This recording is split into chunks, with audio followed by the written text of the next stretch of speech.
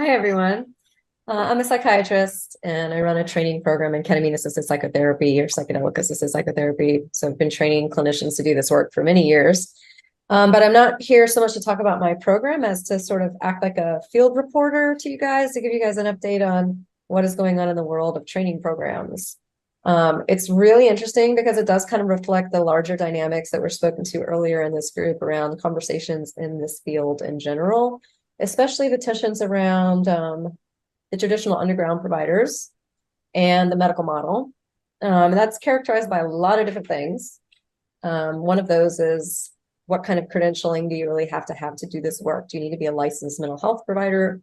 Traditionally, that has not been the case, but that's the sort of thing that the government or the legislative bodies like to see. A second big piece where this comes up is a decision around, like, how do you train around the spiritual aspects of this work? Something that the underground has traditionally held quite well, and the medical model has no frame of reference for. So most legislative bodies and most of people in the medical community would like to see this work medicalized in a way that's sort of a legitimate mental health intervention and brought into medicine. And yet most of the experienced skill sets don't exist in that community. They exist in more traditional underground communities, many of whom actually formed their practice styles originally around indigenous lineages. So that tension, or that like interesting like mix of different worldviews, is really present right now in this whole field of psychedelic assisted psychotherapy. And now that we're coming into, MAPS being where it's at with, with the FDA and these, it's really coming online in the medical world. There's a huge need to fill the gap of, like, how do we have this dialogue? What is going to need to be required to be a provider in this field? Is what the medical community wants to see and what the government wants to see really what makes someone good at it? So on and so forth. So there's a lot of really interesting discussions going on in training world. So my intention is to come on maybe here every couple months and give you guys updates, because it's really evolving. So a first thing to speak to is that I think everyone knows there's a huge demand for trainings right now.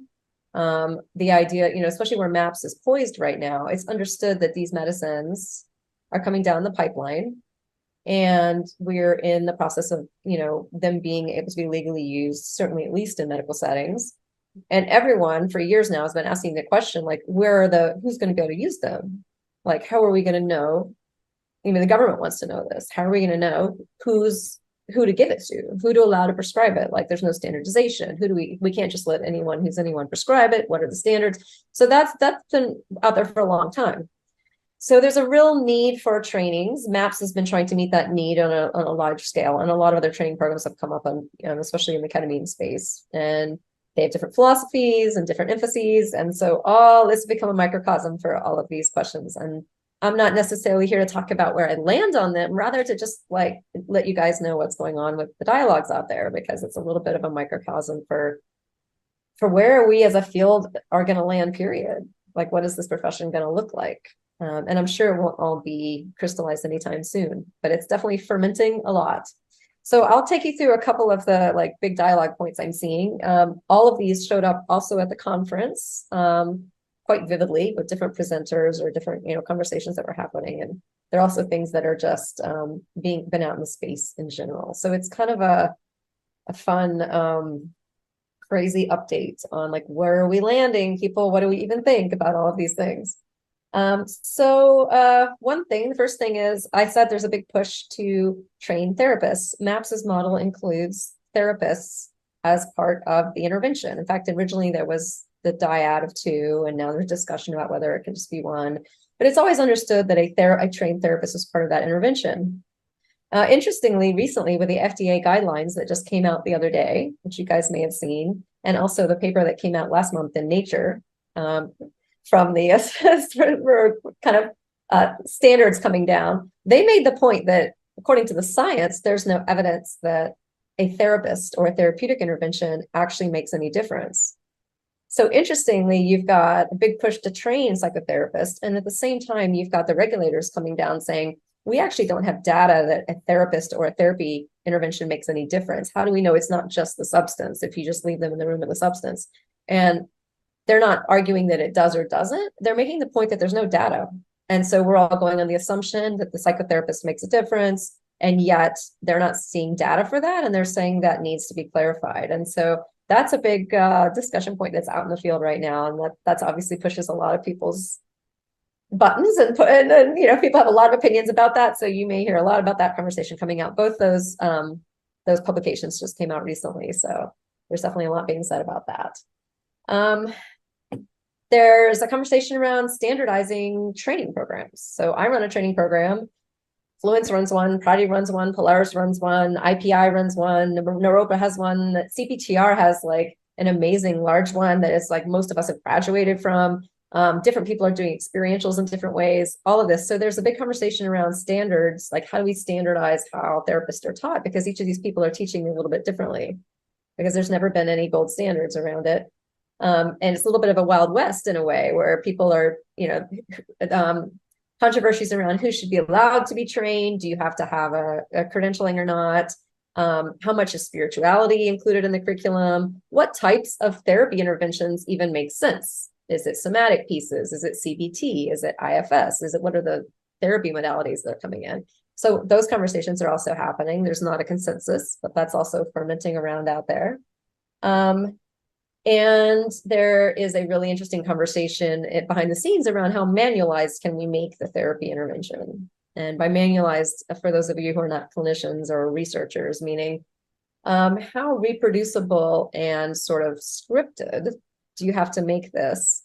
Or can a therapist who's a good therapist just kind of do their thing?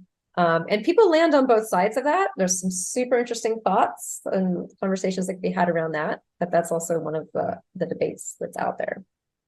Next one is, should people be allowed to be trained in this work if they are not licensed mental health clinicians?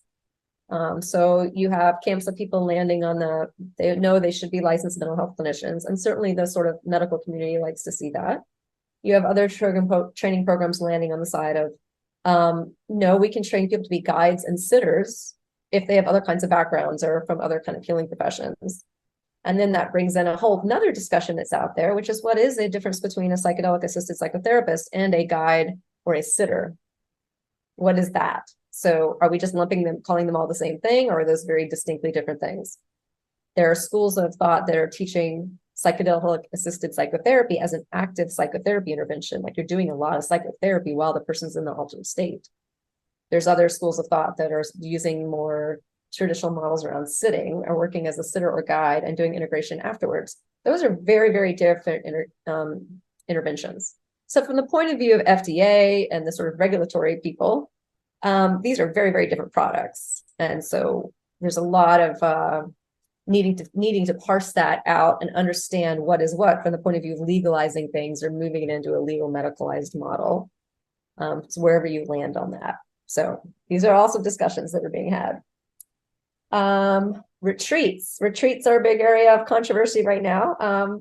Most training programs offer retreats. We do, and many other do. The conversations around retreats are, well, one, this is who comes to those. Does it have to be a licensed mental health provider, like a psychotherapist who's already trained and in practice, or can that be open to other people? So that piece I've already named, but that definitely comes up in retreats.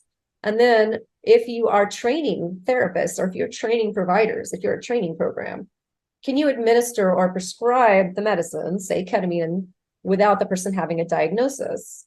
Do we have to diagnose people to administer the medicine to them? That implies that anyone coming in for training has to have a mental health diagnosis. That doesn't really make sense, but there's a gray area there that where the legislation and the sort of legal pieces haven't caught up. And so that's out there. And then there is this trend in training in retreat models that they're not really moving into, they're often more into wellness or personal growth, and they're less marketed under mental health treatment or the medical model. So if you're not running a group as a group psychotherapy intervention under a treatment context, then you can run it in a training context. But if you're just opening it up to people who want to be more on this spectrum of like wellness or personal growth or spiritual emphases, now you've moved away from the accepted medical model that regulators are comfortable with, and you potentially could put your license at risk if you are a licensed provider. So a lot of people are struggling of where to land with that and how to kind of brand themselves and also ethically do what they want to do with understanding what's expected of them. You see a lot of back channel conversations around that area. And then lastly, there's a lot that could be said here, but since I don't want to take up too much of all of your time, and I'll try to come back and do more of these because it's in a rapidly evolving landscape. I mentioned to a couple people earlier in this meeting that cannabis as a psychedelic is moving into the scene in a bigger way in the training world. So there's an increasing dialogue, conversation, and use of cannabis in a specific way. Whether the word psychedelic can technically be used, I think, is a separate conversation, but using it in the same way, basically to induce an altered state that de-emphasizes the default mode network, drops people into expanded awareness, helps them move out of their sort of trauma-based guardedness patterns, and allows them to access content in a different way. So can it be used in a way that is functionally similar to the other psychedelics, and how does that get moved in? And so that's just like an interesting thing that's coming in and starting to pop up a lot more, and a lot more conversations being had about that and trainings being offered in it. So I just think you guys will all start hearing more about that, over the next few years. I think that's coming on the scene, which is not something that I think a lot of us predicted. So that's fun and interesting too.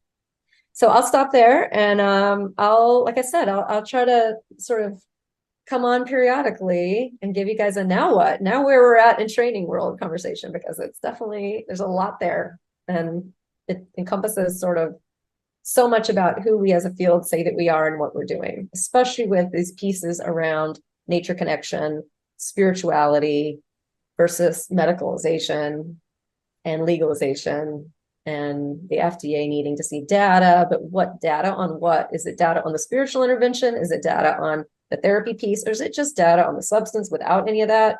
And if you do the substance without any of that, then what are you actually measuring? So as you can imagine, this would be a really fun dinner conversation for all of us to have someday if we ever were at a giant dinner. But I'll stop here for now for closing this very large subject and drawing a little bit of a nutshell piece around it for today. So thank you very much. Thank you, Sydney. Lots and lots to think about there. So let's have a dinner party sometime. Yeah, we all should.